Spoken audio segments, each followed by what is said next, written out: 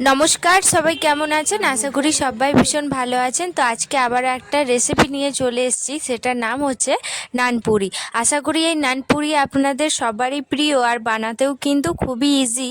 তো আজকে সেটাই বানাচ্ছি। তাহলে চলুন রেসিপিটা বানানো যাক। এখানে নিয়েছি কিছুটা ময়দা, ওর মধ্যে গুঁড়ো দুধ আমি দিয়েছি 2 চামচের মতো। তারপর দিচ্ছি বেকিং সোডা আর বেকিং পাউডার আর 1 চামচ চিনি আর পরিমাণ মতো লবণ। এবার ওটা দেওয়ার পর হালকা হাতের সাহায্যে এটা মিশিয়ে নেব। এবার এটার মধ্যে দিচ্ছি সাদা তেল। এটা দেওয়ার পর এটা সুন্দরভাবে মাখিয়ে নেব।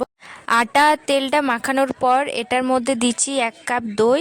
দই দেওয়ার পর এটা আবারও আপনাদের যদি ভালো লাগে এটার মধ্যে খাবার যে ইস্টগুলো পাওয়া যায় সেটাও কিন্তু 1 চামচ দিয়ে দিতে পারো। সেটা দিলে কিন্তু অনেকটাই বেশি ফুলে আসবে নানপুরিটা আর একটু সফট হবে। তো ওটা আমি দিচ্ছি না, আপনাদের ইচ্ছে হলে অবশ্যই ইউজ করতে পারেন। এই যে সুন্দরভাবে আটাটা মেখে নিয়েছি। তারপর এটা 10 মিনিট পর ঢাকা দিয়ে আমি রেখে দেবো। 10 মিনিট পর এটা আমি একটা লই নিয়ে এইভাবে বেলে নিচ্ছি হালকা হালকা।